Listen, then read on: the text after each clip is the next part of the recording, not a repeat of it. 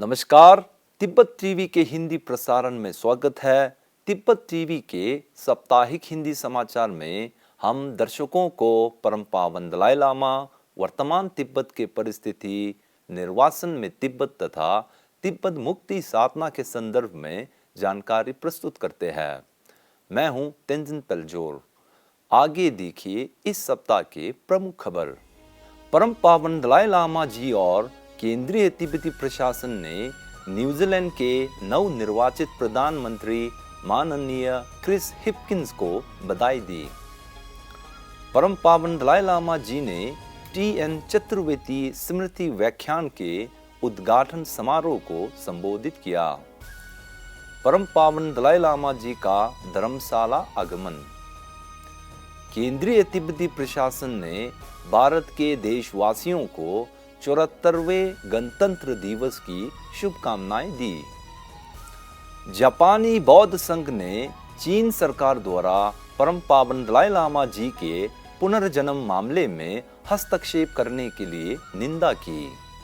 समाचार विस्तार इस प्रकार से है।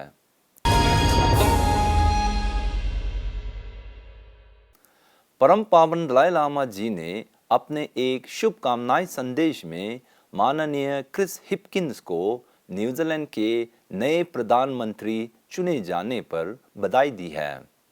अपने संदेश में उन्होंने कहा कि पिछले कुछ सालों से मैंने आपके खूबसूरत देश का कई बार यात्रा किया है और आपके लोगों द्वारा मानवता की एकता तथा अंतरधार्मिक सद्भाव को बढ़ावा देने की मेरी प्रयासों में रुचि दिखाने के लिए मैं बहुत प्रसन्न हुआ हूँ। आज के समय दुनिया एक परीक्षा दौर से गुजर रहा है। मैं न्यूजीलैंड के लोगों की ज़रूरतों और आकांक्षाओं को पूरा करने में आने वाली चुनौतियों का सामना करने में आपकी सफलता की कामना करता हूँ। साथ ही एक अन्य पत्र में परम पावन दलाई लामा जी ने पूर्व प्रधानमंत्री जासिंता आर्डेन को उनके कार्यकाल के दौरान दिखाए गए उदाहरणीय नेतृत्व के लिए प्रशंसा किया है।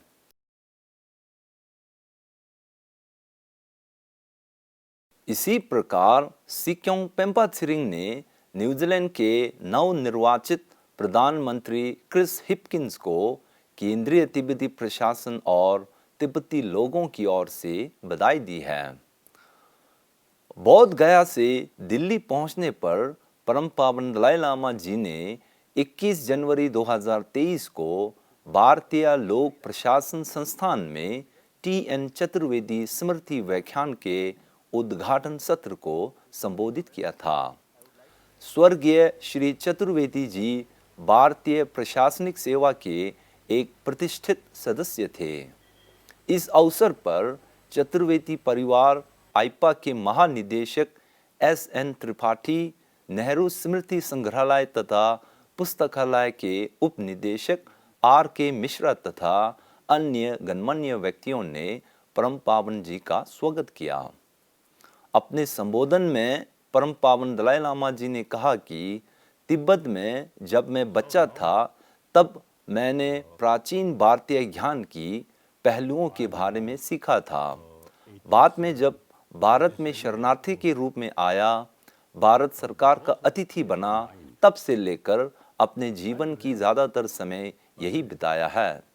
इस दौरान मैंने प्राचीन भारतीय ज्ञान दर्शन के करुणा और अहिंसा की सिद्धांत को सराहना करना शुरू किया था। उन्होंने कहा कि मानवता को इन अवधारणाओं को अभ्यास करने की ज़रूरत है। भारत एक लोकतांत्रिक देश है जहां पंथ निरपेक्ष सिद्धांत के तहत विविध आध्यात्मिक परंपराएं एक साथ रहते हैं, जो कि बहुत ही अद्भुत है। मेरा पूरा जीवन करुणा और अहिंसा की अभ्यास को बढ़ावा देने के लिए समर्पित है। जब मैं टी.एन. चतुर्वेदी के बारे में सोचता हूं तो मुझे याद है कि उन्होंने अपना जीवन करुणा और अहिंसा की भावना के साथ जिया था। 23 जनवरी की सुबह परम पावन दलाई लामा जी बोध गया की एक महीने प्रवास तथा दिल्ली में कार्यक्रम के बाद अपने आधिकारिक निवास धर्मशाला आगमन हुआ है। परम पावन दलाई लामा जी का धर्मशाला हवाई अड्डा पहुंचने पर केंद्रीय तिब्बती प्रशासन के सिक्योंग पेम्पा छिरिंग और निर्वासित तिब्बती संसद के उप अध्यक्ष डोलमा छिरिंग ने श्रद्धापूर्वक स्वागत किया था। इसके अतिरिक्त हजारों की तादाद में तिब्बतियों, तिब्बत समर्थक तथा श्रद्धालुओं ने परम पावन जी का तिब्बती परंपरा अनुसार हवाई अड्डा से लेकर उनके आवास तिब्बती मुख्य मंदिर तक हर्षोल्लास के साथ स्वागत की। भारत के गणतंत्र दिवस की शुभ अवसर पर केंद्रीय तिब्बती प्रशासन ने अपने धर्मशाला स्थित मुख्यालय में एक आधिकारिक समारोह का आयोजन किया गया था। इस अवसर पर सिक्योंग पेम्पा छिरिंग ने इस महान देश के प्रति सम्मान प्रकट करते हुए राष्ट्र झंडा फहराया। समारोह में तिब्बती लोकतंत्र स्तंभ के प्रमुखों तथा वरिष्ठ अधिकारियों ने भाग लिया है। पत्रकारों को संबोधन में सिक्योंग पेम्पा छिरिंग ने कहा कि हम भारत के गणतंत्र दिवस की खुशी के मौके पर सभी देशवासियों के साथ जश्न मनाते हैं। हम हमेशा भारत सरकार और जनता के लिए आभारी रहेंगे। इसी 24 जनवरी 2023 को Japan Buddhist conference for world federation के महासचिव आदरणीय मिजुतानी इकान और आदरणीय इतो इनान ने जापान तिब्बत कार्यालय का दौरा कर प्रतिनिधि डॉक्टर छेवांग ग्याल्पो आर्य के साथ मुलाकात की।